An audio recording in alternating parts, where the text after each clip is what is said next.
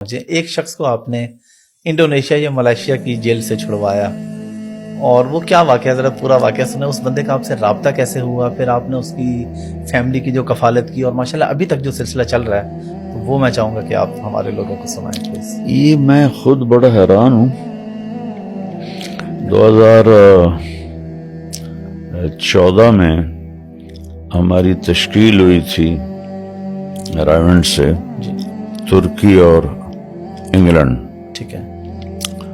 تو ہم گئے ہوئے تھے ترکی کے بارڈر پر جو شام کے ساتھ ملتا ہے، ٹھیک ہے. اور وہاں بارڈر پر ایک شہر تھا جس میں عرب زیادہ تھے، ترک کم تھے. تو اس کی وجہ سے، اور میں بیچ میں عربی دان تھا، جی تو وہ وہاں مجھے ترکی والوں نے ہمیں وہاں بھیجا. ٹھیک ہے. تو ابن تیمیہ رحمۃ اللہ علیہ جس جگہ پیدا ہوئے وہ جگہ دیکھنے ہم چلے گئے. ٹھیک ہے. وہیں کھڑے تھے تو مجھے کال آئی کہ جی میں سمی انڈونیشیا جیل سے بول رہا ہوں. مجھے نہیں سمجھ آئی کہ اس نے میرا نمبر کیسے اور کہاں سے حاصل کیا، لیکن تھوڑا بہت جو یاد پڑتا ہے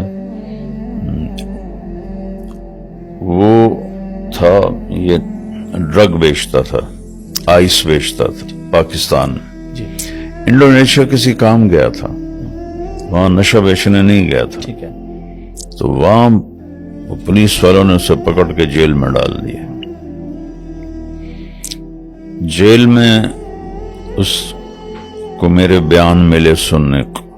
وہاں جتنے اردو بولنے والے تھے وہ سب میرا بیان سنتے تھے، تو وہ بھی سنتا تھا.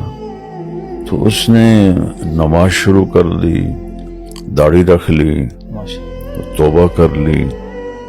پھر اس کا کوئی دوست ترکی میں رہتا تھا، اسے میرا پتہ چلا. پھر اسے میری طلب ہوگی کہ یہ کون آدمی ہے جس کی وجہ سے میری زندگی بدلی. تو پھر اس کو، اور میری وہ اس پر میڈیا پر خبریں آ جاتی ہیں کہ میں ترکی میں ہوں. جی جی، وہ تو ساری چیزیں موجود ہوتی ہیں.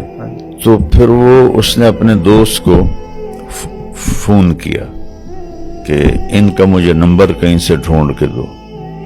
اس نے کسی ذریعے سے میرا نمبر ڈھونڈا، اپنے کسی تبلیغی دوست کے ذریعے سے اس کو دیا. اس کا مجھے پھر وہاں فون آیا، اور ہم وہاں کھڑے تھے جو ابن تیمیہ کی بستی تو مٹ آ گئی ہے، بس ایسے میدان تھا، وہاں کھڑے تھے. عصر کے بعد مجھے اس کا فون آیا کہ میں سمیع اللہ بول رہا ہوں انڈونیشیا جکارتا جیل سے.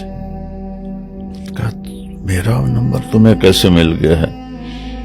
تو خیر وہ یہ ساری کہانی اس نے سنائی. تو اس نے کہا جی میں اب اس جیل میں ہوں، اور مجھے میری قید پتہ نہیں کب ختم ہو گئی، یہ بھی کوئی مجھے نہیں بتایا گیا.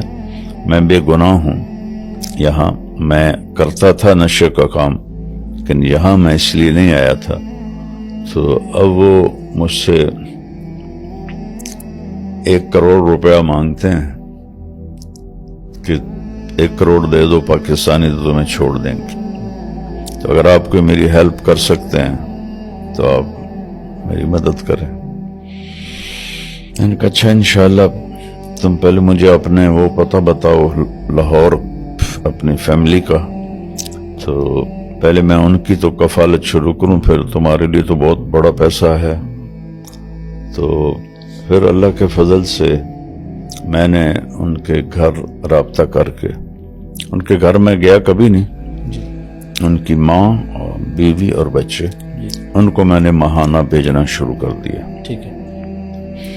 اور یہ سلسلہ کچھ 4 سال تک چلا. ٹھیک ہے.